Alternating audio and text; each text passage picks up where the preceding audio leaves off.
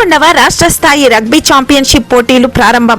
సత్తెనపల్లి శాసనసభ్యులు కన్నా లక్ష్మీనారాయణ గారు సత్తెనపల్లి మండలం నందిగామ జిల్లా పరిషత్ ఉన్నత పాఠశాల నందు 11వ రాష్ట్ర స్థాయి రగ్బీ ఛాంపియన్షిప్ పోటీలను ప్రారంభించారు.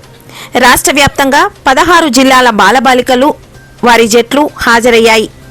క్రీడాకారులు ఉన్నతంగా రాణించాలని, క్రీడా సర్టిఫికేట్ల ద్వారా ప్రభుత్వం 3% రిజర్వేషన్లు కల్పిస్తుందని, దానిని సద్వినియోగం చేసుకోవాలని కోరారు. ఇండియన్ రగ్బీ క్రీడాకారిణి ఎన్ఎస్ అక్షయ పాల్గొని క్రీడాకారులను ఉత్తేజపరిచారు.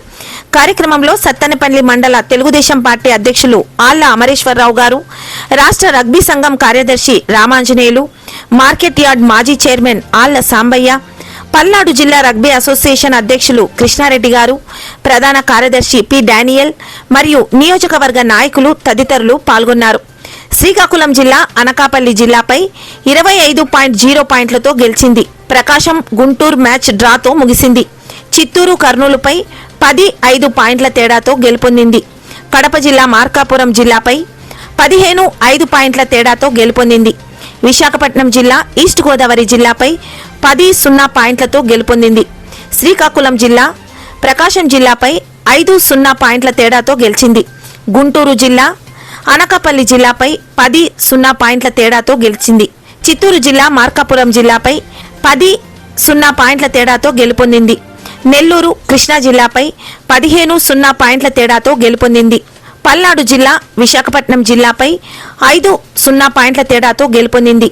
ప్రకాశం జిల్లా అనకాపల్లిపై 25-5 పాయింట్ల తేడాతో గెలుపొందింది. బాలికల ఫలితాలు ఈ విధంగా ఉన్నాయి. గుంటూరు జిల్లా చిత్తూరు జిల్లాపై 15-10 పాయింట్ల తేడాతో విజయం సాధించింది. శ్రీకాకుళం జిల్లా నంద్యాల జిల్లాపై 20-0 తేడాతో విజయం సాధించింది.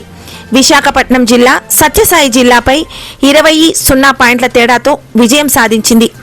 కడప జిల్లా మార్కాపురం జిల్లాపై 10-0 పాయింట్ల తేడాతో గెలుపొందింది. ఈస్ట్ గోదావరి జిల్లా ప్రకాశం జిల్లాపై 26-0 తేడాతో విజయం సాధించింది. అనకాపల్లి జిల్లా నెల్లూరు జిల్లాపై 20-0 తేడాతో విజయం సాధించింది.